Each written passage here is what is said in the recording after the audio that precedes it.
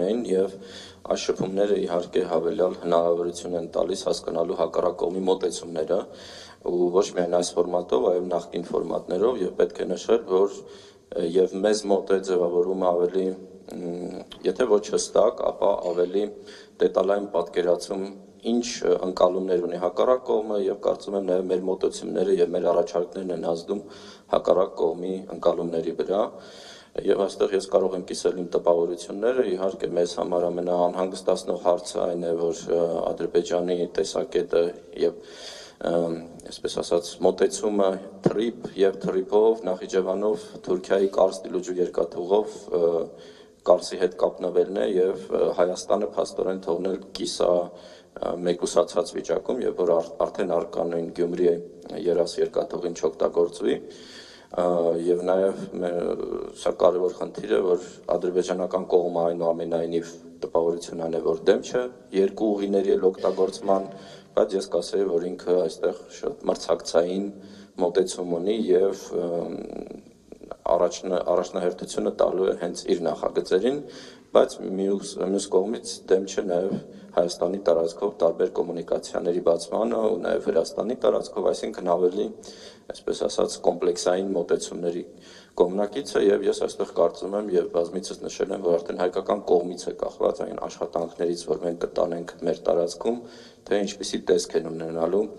այդ կոմունիկացիաները մենք նաեւ առաջարկել ենք տարբեր լուծումներ այս գործընթացի շրջանակներում օրինակ արդեն իսկ բացվել Նախիջևանով երկաթուղային կապը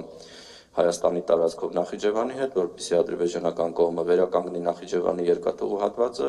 եւ մենք չսպասենք հավելյալ 2-3 տարի, մինչեւ որ Մեղրի հատվածը կավարտվի, որ իրենք եւս 2-3 տարի վերականգնեն այդ հատվածը, այսինքն եթե զուգահեռ սկսենք այդ գործընթացները, ավելի արագ մենք կունենանք աշխատող կոմունիկացիաներ եւ դա նաեւ մեզ շանս կտա հնարավորություն կտա օգտագործել Գյումրի երաս հատվածը։ Ղազախ-Իջևան հատվածում ուղիղ կապի մասին ենք խոսել եւ կարծում եմ հաջորդ քայլը այդ երկկողմ տնտեսական նաեւ հարաբերությունների շրջանակներում շատ կարեւոր է որ մենք ունենանք ուղիղ սկզբից ավտոմոբիլային եւ հետագայում նաեւ երկաթուղային կապ հենց այդ հատվածում եւ այստեղ կան տարբեր պրակտիկ նաեւ առաջարկներ լուծումներ ընդհանուր եթե խոսենք տպավորություններից կարծում եմ այս ֆորմատը իսկապես օգտակար է որովհետեւ գնալով եւս մենք ավելի լավ հասկանալով հակառակ կողմին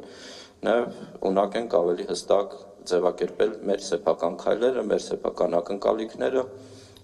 մի քիչ այսպես ասած ավելի իրատեսական հողի վրա կանգնելու հասկանալով որ հակառակ կողմը բավականին դանդաղաշարժ է լինելու եւ ցանկացած նոր քայլ անելու է ինչ որ ընդմիջումներով, հա, այսինքն այստեղ ինչ որ ես բարձր ինչ որ մեծ ակնկալիքներ չունեմ, բայց միևնույնն է, ես կարծում եմ, որ շատ օգտակար է եւ շատ կարեւոր է, որ մենք հնարավորություն ունենք իսկապես որոշակի ազդեցություն ունենալ նաեւ այս գործընթացների վրա, դրական ազդեցություն եւ սա նաեւ այս ձևաչափի կարևոր պլյուսներից մեկն է, շնորհակալություն։ Շնորհակալ եմ, պարոն Մելիքսեցյան։